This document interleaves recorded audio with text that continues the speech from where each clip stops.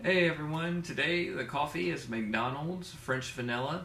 One of my favorite coffees is the French Vanilla iced coffee at McDonald's. So when I saw this at the grocery store, I decided to pick it up, try it out. It's okay, it's not one of those coffees that I would drink every single morning, but wouldn't mind it every once in a while. For me, I just like French Vanilla as iced coffee. And the book is Fall of Giants by Ken Follett, published in 2010 and 985 pages. I think there's dictionaries smaller than this. Just to give you an idea of how long that is, the audiobook is over 30 hours.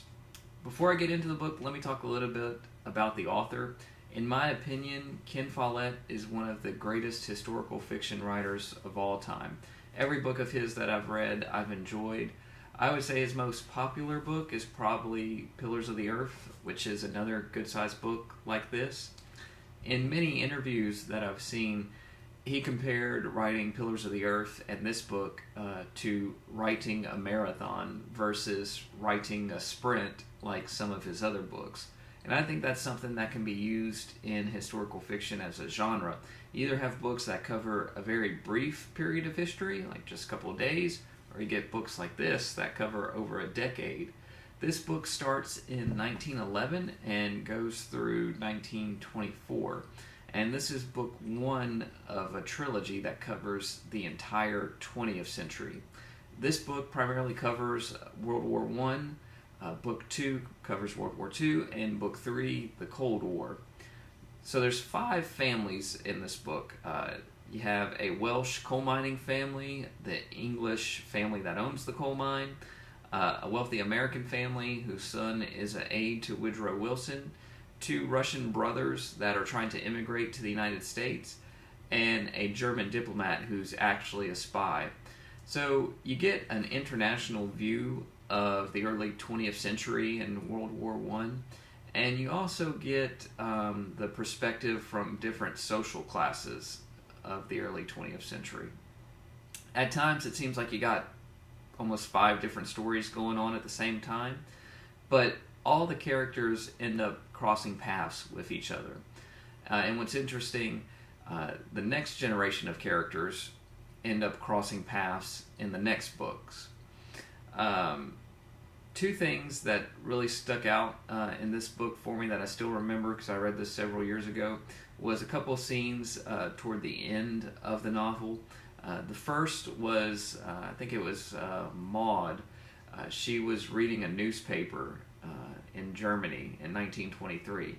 And there was an article in there about this group of radicals that was trying to take over the German government.